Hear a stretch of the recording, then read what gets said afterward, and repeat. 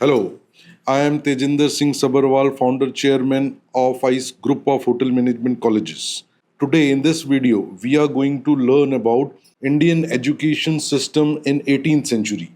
अब आप पूछेंगे 18th सेंचुरी में इंडियन एजुकेशन सिस्टम क्या था, उस जानने की क्या ज़रूरत है, ये वीडियो की क्यों ज़रूरत पड़ी।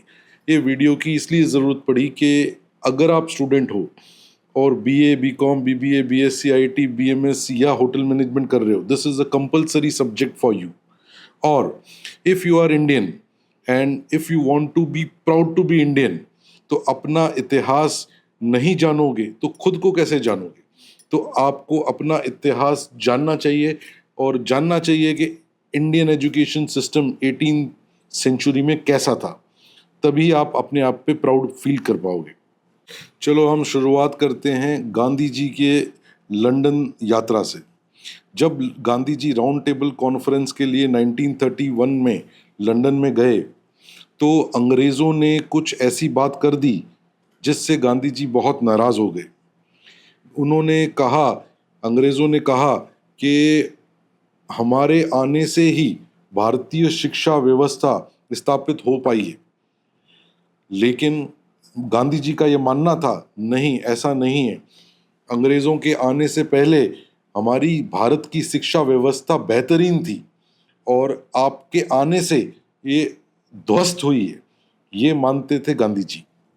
जब उन्होंने पूछा, ये आप किस बेसिस पे कह रहे हैं, उन्होंने कहा कि जिस तरह से हमने अशोक स्तंभ देखा है, कुतुब मीनार देखा है, ताजमहल देखा है, इतनी अच्छी कारीगरी देखी है, इतनी अच्छी इंजीनियरिंग देखी है, तो हम इस बेसिस पे ये मानते हैं कि हमारी शिक्षा व्यवस्था 18th सेंचुरी में बेहतरीन थी और आपके आने से सुधार नहीं हुआ, नुकसान हुआ है। तो अगले दिन प्रमुख अखबारों में, लंदन के प्रमुख अखबारों में ये छपा कि गांधी जी ये मानते हैं कि हिंदुस्तानी शिक्षा व्यवस्था अंग्रेजों के आने से पहले बेहतरीन थी, लेकिन ये साबित करने के लिए उनके पास कोई प्रूफ नहीं है। जब महात्मा गांधी जी हिंदुस्तान वापस आए, बहुत निराश थे। वो अपने एक परम मित्र से मिलने गए जिनका नाम था प्रोफेसर धर्मपाल जी। वो एक इतिहासकार थे। गांधी जी ने अपनी व्यथा उनको सुनाई और उनको जिम्मेदारी दी कि ये अभी आपकी जिम्मेदारी है ये साबित करने के लिए कि हमारी शिक्षा व्यवस्था, भारत की शिक्षा व्यवस्था 18वीं सदी में बहुत अच्छी थी और उसके बाद विनाश हुआ है भारतीय शिक्षा व्यवस्था का अंग्रेज़ों के कारण। तो ये साबित करने की जिम्मेदारी मैं आपको देता हूँ।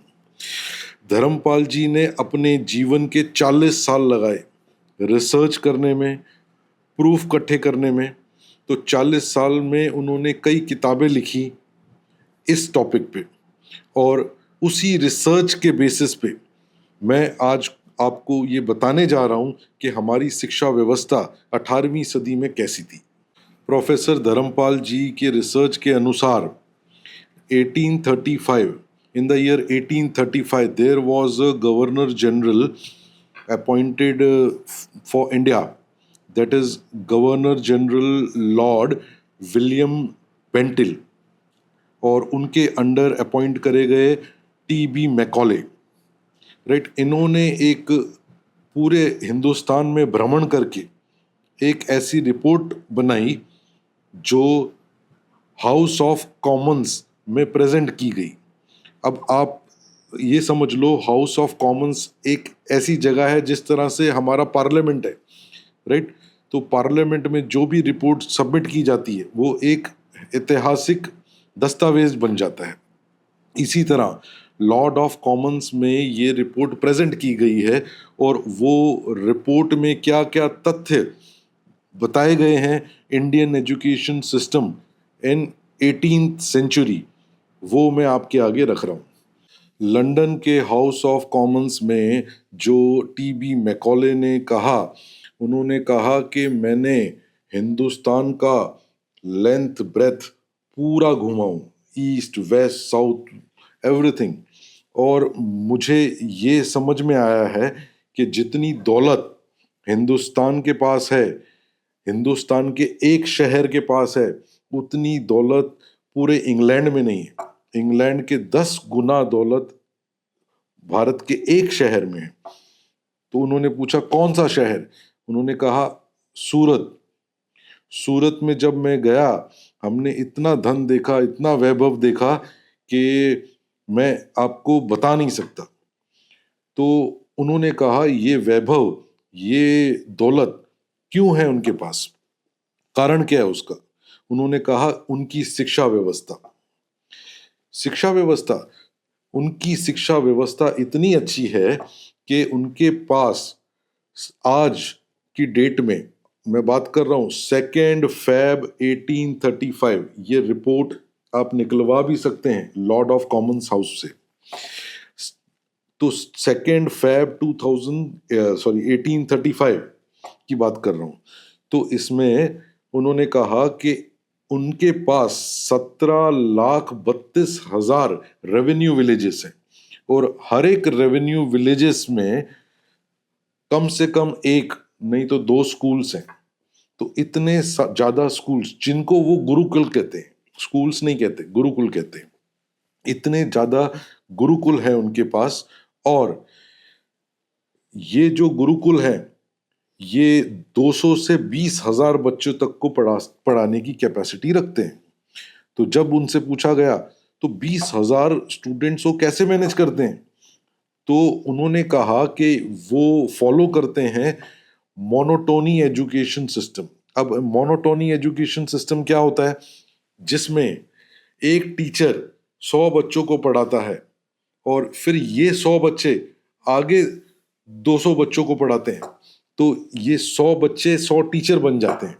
इस तरह से एक एक बच्चा फिर 100 बच्चों को पढ़ाकर अल्टीमेटली 20,000 लोगों को पढ़ाया जा सकता है एक या 2 टीचर लेकर। तो ये सिस्टम वो फॉलो करते हैं। तो पहले तो ये बात, फिर इतने में किसी सांसद ने पूछ लिया कि कितना परसेंट एजुकेशन लिटरेसी है इंडिया में। उन्होंने कहा literacy is round about 98% to 100%। 100% literacy. तो आप मुझे ये बताइए कि इंग्लैंड में एट प्रेजेंट लिटरेसी का रेट क्या है? वो कहते हैं मुझे तो पता नहीं, ये एजुकेशन मिनिस्टर बैठे हैं, इनसे पूछ लो। एजुकेशन मिनिस्टर खड़े हुए हैं और उन्होंने बताया आज की डेट में इंग्लैंड की लिटरेसी रेट है 17%। तो सोचो दोस्तों, इंग्लैंड की literacy rate was 17% in 1835 and Indian literacy rate was 98 to 100% because of our gurukul system. So उन्होंने ये पूछा कि लिटरेसी रेट तो हो गया, इन अनएम्प्लॉयमेंट कितने हैं? There was no unemployment, there was no beggars in India, there were women education. Womens कितने पढ़ते हैं? 58% of the womens, all students में 58% वाज द विमेन्स। और बाद में जब अंग्रेजों ने गणना कराई तो अल्टीमेटली यही आंकड़ा आया कि 58% जो है विमेन्स है और 42% है मेल। तो इस तरह से इंडियन रेवेन्यू विलेजेस चलते थे। तो उन्होंने आगे ये पूछा कि रेवेन्यू विलेजेस में जो स्कूल हैं वो कितने बड़े होते हैं? 2.5 एकड़, राइट? कम से कम 2.5 से 3 एकड़ के ये स्कूल होते हैं। और इनमें जो सिखाई जाती है, इनमें 2 चीज होते हैं, एक होता है विद्या, एक होता है शिक्षा। और विद्या को विद्यार्थी बोलते हैं, शिक्षा जो लेता है उसको शिक्षक बोलते हैं। तो विद्या कौन लेता है? What is the difference between Vidya and शिक्षा? वो कहते हैं विद्या मीन्स अपने जीवन को किस तरह से सुधारा जाए, राइट? उसमें योग सिखाते हैं, उसमें अलग अलग ग्रंथ सिखाते हैं ताकि how to enrich our life, right? People skills सिखाते हैं। और जो फिजिक्स केमिस्ट्री जिस तरह से बोलते हैं, मैथ सिखाया, संस्कृत सिखाई, तो वो आता है शिक्षा। और जो विद्या ग्रहण करते हैं उसको विद्यार्थी बोलते हैं और जो शिक्षा ग्रहण करते हैं उसको शिक्षार्थी बोलते हैं। तो इस तरह से इंडियन एजुकेशन सिस्टम चल रहा है।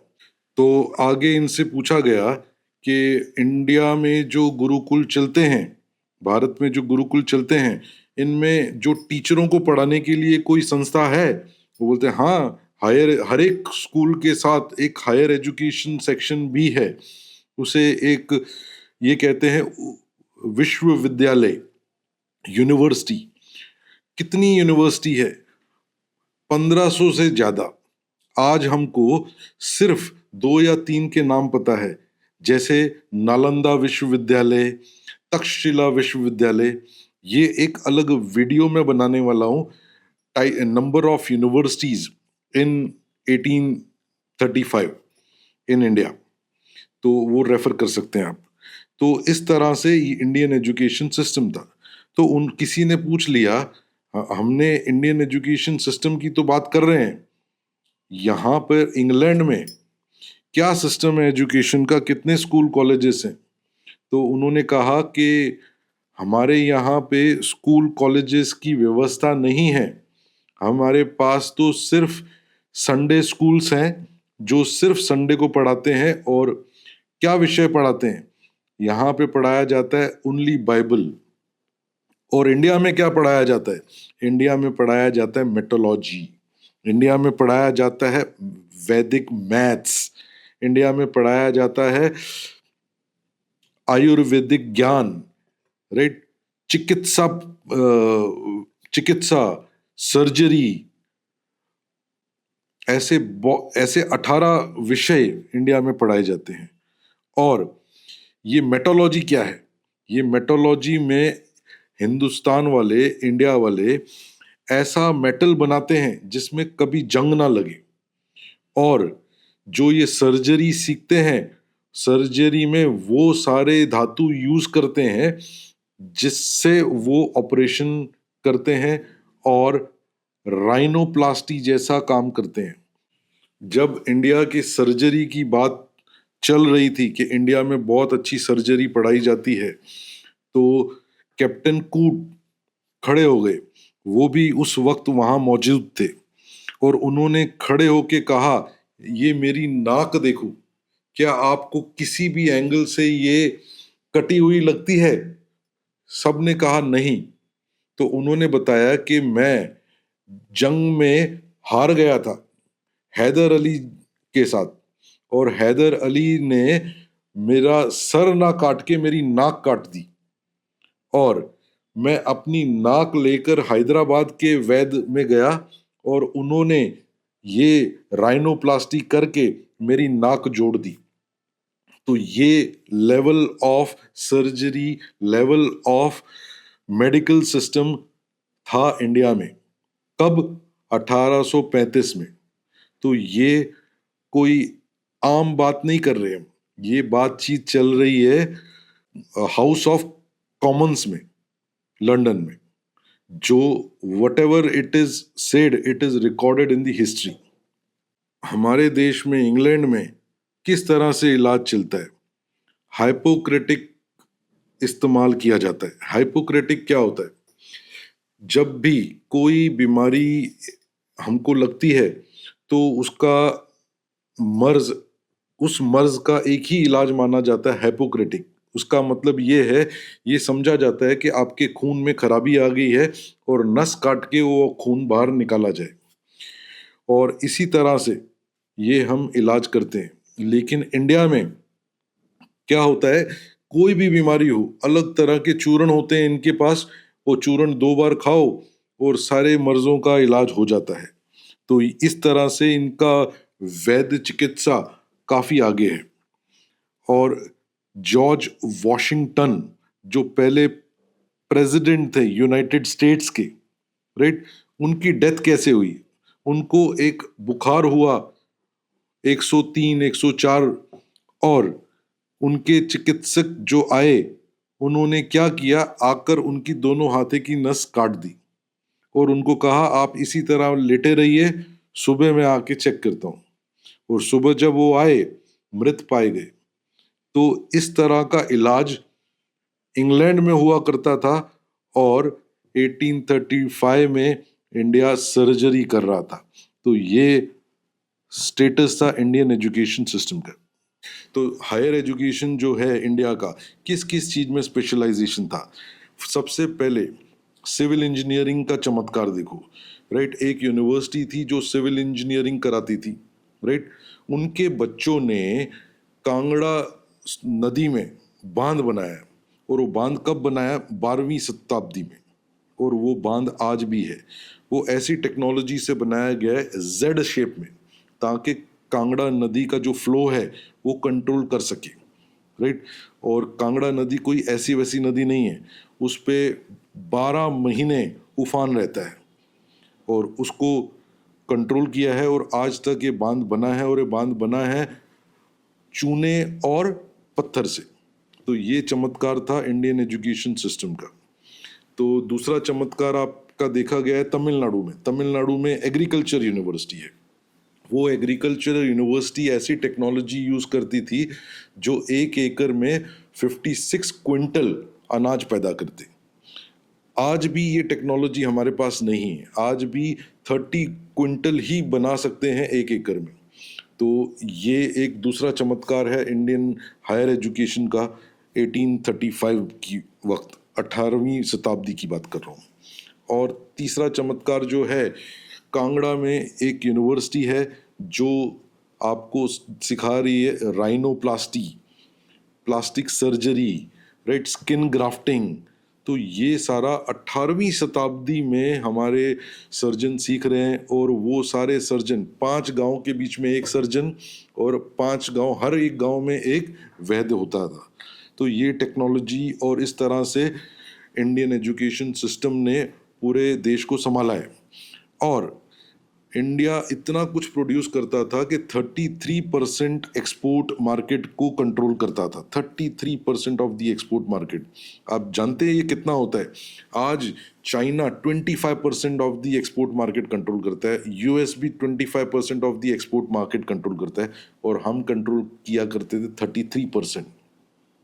एंड इंपोर्ट क्या करते थे? इंपोर्ट सिर्फ एक ही चीज करते थे, वो था नमक, राइट। तो इस तरह से हम जादू करते थे।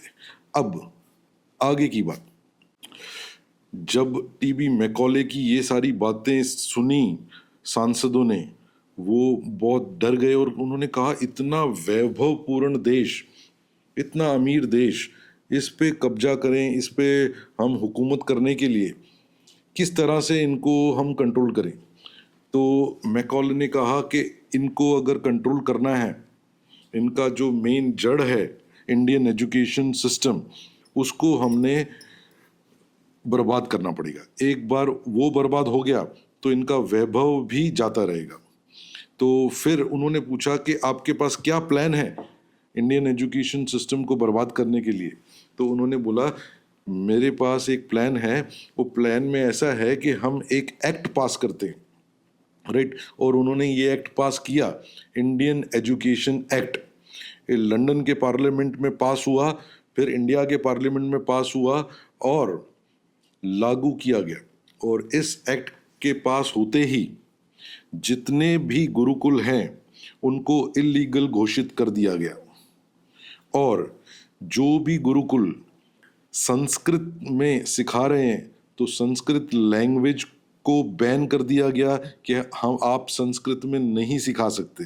जो गुरुकुल मराठी, हिंदी, तमिल, संस्कृत में पढ़ाते थे, लोकल लैंग्वेज के गुरुकुल भी बंद करवा दिए गए। और ना केवल ये, जो कारीगर हैं, कुशल कारीगर, उनके हाथ कटवा दिए गए, और जितने भी गुरुकुल के टीचर हैं उनको अरेस्ट कर लिया गया या उनको मार दिया गया।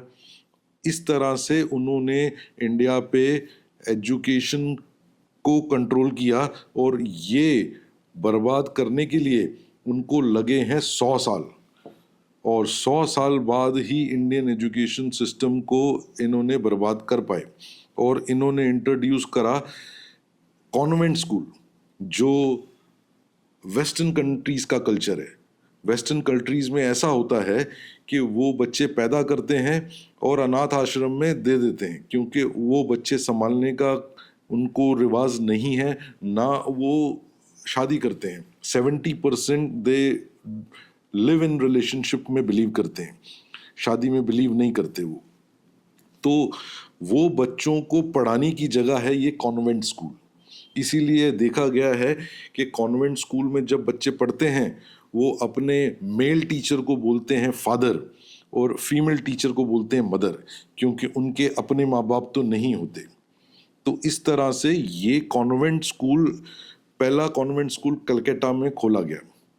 और इसका ऑब्जेक्टिव क्या था? इसका ऑब्जेक्टिव ये था कि हम स्टूडेंट्स को इंग्लिश में शिक्षा देंगे, पहली चीज। और दूसरी चीज, जो ऐसी शिक्षा देंगे कि उनका शरीर तो हिंदुस्तानी होगा लेकिन उनकी सोच अंग्रेजी होगी, राइट, ताकि वो उनके कंट्रोल में रहें और ये कुछ ऐसा बड़ा काम ना कर पाए और क्लर्क या बाबू बनकर ही जिंदगी व्यतीत करें।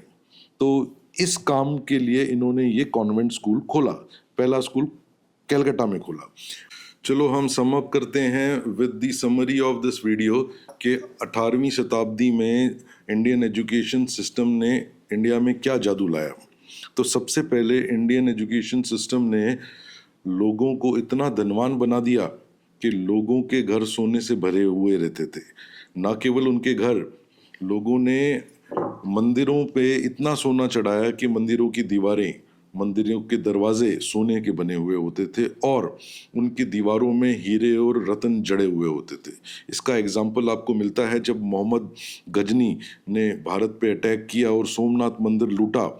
उसको 17 साल लगे दीवारों से हीरे मोती निकालने के लिए। तो इतना अमीर था भारत। तो ये थी पहली point. Indian literacy rate was round about 98 to 100%। कोई भी ऐसा बंदा नहीं था जो पढ़ा लिखा नहीं था, क्योंकि Indian education system used to teach in local languages and Sanskrit language. फिर Indian education system was based on skilled education, right. तो गांव में जो जो चीज़ चाहिए हर एक का कारीगर आपको मिलता था और जो रिक्वायरमेंट होती थी इंडिया की वो सारा इंडिया प्रोड्यूस करता था। So there was 100% self dependent made by Indian education system. और ना केवल सेल्फ डिपेंडेंट, नेक्स्ट पॉइंट है कि Indian export was 33% of the entire world economy. आज जो आप देख रहे हैं चाइना को और यूएस को, तो they have 25% of the market stake, but India used to have 33% of the export market. Indian women's का पार्टिसिपेशन 58% था। और इंडिया में जो रेवेन्यू विलेजेस थे, राउंड अबाउट 7,35,000 रेवेन्यू विलेजेस थे। हर एक विलेजेस में स्कूल था, school that is called gurukul. हर एक विलेजेस में स्कूल था और उसमें कई विद्यार्थी, जो 200 से लेके 20,000 विद्यार्थी तक पढ़ते थे एक एक स्कूल में। और हर एक स्कूल के साथ अटैच था एक हायर एजुकेशन सेंटर जिसको बोलते हैं यूनिवर्सिटी। और ये यूनिवर्सिटी 18 सब्जेक्ट में स्पेशलाइजेशन देती थी आपको, 18 डिफरेंट सब्जेक्ट्स में। ना केवल ये, इसमें जो मेन भाषा थी वो थी संस्कृत। और ये संस्कृत भाषा, it is a mother of all languages. Lot of Indian languages and foreign languages are born out of this Sanskrit language. For example, French and German. आज आप जर्मनी में जाओगे, सबसे बड़ी संस्कृत यूनिवर्सिटी जर्मनी में है। आज जर्मनी ने रिकॉग्निशन दिया है संस्कृत को। और उनकी एक एयरलाइंस है लुफ्थैंजा एयरलाइंस, उसका नाम भी संस्कृत है कि लुफ्थहांसा। तो in this way Indian education system contributed towards India. Indian education system ने स्पेशलाइजेशन एजुकेशन करी है और वो पहला सब्जेक्ट है मेटोलॉजी में। मेटोलॉजी में ऐसा लोहा ये बनाते थे जिसमें कभी जंग नहीं लगता था, राइट। इसलिए ये स्पेशलाइज थे शिप बिल्डिंग में। तो शिप बिल्डिंग जो इंडिया बनाता था, दुनिया में कोई नहीं बना सकता था उसकी टक्कर का। इसीलिए इंडिया का एक्सपोर्ट 33% था। और ना केवल ये, एग्रीकल्चर, राइट, एग्रीकल्चर यूनिवर्सिटीज़ थी इंडिया में जो आपको मैक्सिमम आउटपुट 56 क्विंटल अनाज एक हेक्टेयर में करते थे।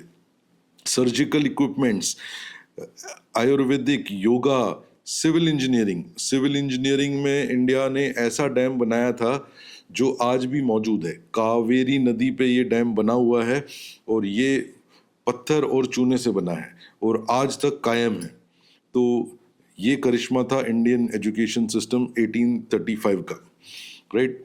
Language, Sanskrit language was the oldest language of the world, और दुनिया को बोलना हमने सिखाया है, ये हम कह सकते हैं, क्योंकि संस्कृत भाषा से ही बाकी सारी भाषाएं जन्मी हैं। जिस तरह से जर्मनी में जर्मन एंड फ्रांस में फ्रेंच बोली जाती है और इंडिया की बहुत सारी भाषाएं, और पेपर का भी इजाद इंडिया में हुआ है, और पहली पांडुलिपि लिखना भी इंडिया ने ही सिखाया है दुनिया को, और वैदिक मैथ्स, राइट, जिसमें 0 to 9 digits that is given by India to the world and many more.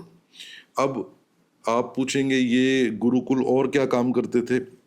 यहाँ पर गुरुकुल सिर्फ पढ़ाते नहीं थे, ये सोशल वर्क भी करते थे, सोशल कंट्रीब्यूशन भी करते थे, क्योंकि इनके पास वो स्किल था जिससे ये सोशल वर्क और लोगों का भला कर सके, राइट। तो उसमें ये बनाते थे डैम्स, ये बनाते थे कुएं, ये बनाते थे घर, ये बनाते थे रोड्स।